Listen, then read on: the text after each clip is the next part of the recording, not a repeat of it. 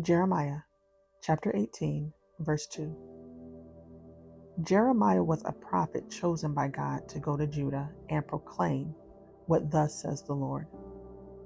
Throughout his ministry, God spoke to him in different ways. But in this chapter, God chose a different approach. In verse 2, he says, "Arise and go down to the potter's house, and there I will let you hear my words." Jeremiah obeyed and went down to the potter's house. There he watched as the potter worked at the wheel. When the vessel spoiled in the potter's hands, he didn't throw the clay away. Instead, he reworked it into another vessel as it seemed good to the potter. Only after Jeremiah watched the entire process did God speak, giving him the message he wanted him to deliver to the house of Israel. What stands out to me is that God chooses how he reveals his truth. He had spoken to Jeremiah many times before, but this time he chose to teach him through something he could see before explaining what it meant. God knew exactly what Jeremiah needed in order to fully understand the message he was about to carry.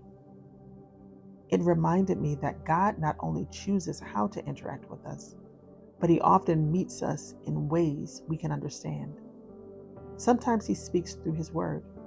Other times he uses the ordinary things around us to deepen what he is already teaching us through his word. The potter didn't discard the clay simply because it was spoiled. He reshaped it. What looked defective in the hands of man was still useful in the hands of the potter. What an incredible picture of God's sovereignty. He alone has the authority to take flawed vessels like us and through his patient and purposeful work, shape us into what he desires us to be. The clay never tells the potter what it should become. It simply yields to the hands that formed it. I think that's the invitation in this passage. Not to resist the potter's hands when he exposes our flaws, but to trust that the one who is reshaping us sees the finished vessel long before we ever do. Now, take a moment to sit with him and respond honestly. Question number 1.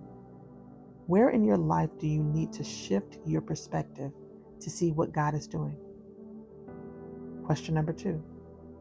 What ordinary thing or daily routine in your life is God using to teach you a spiritual lesson right now?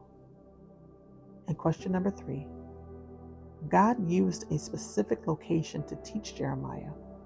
What current situation or environment is God using to show you his character?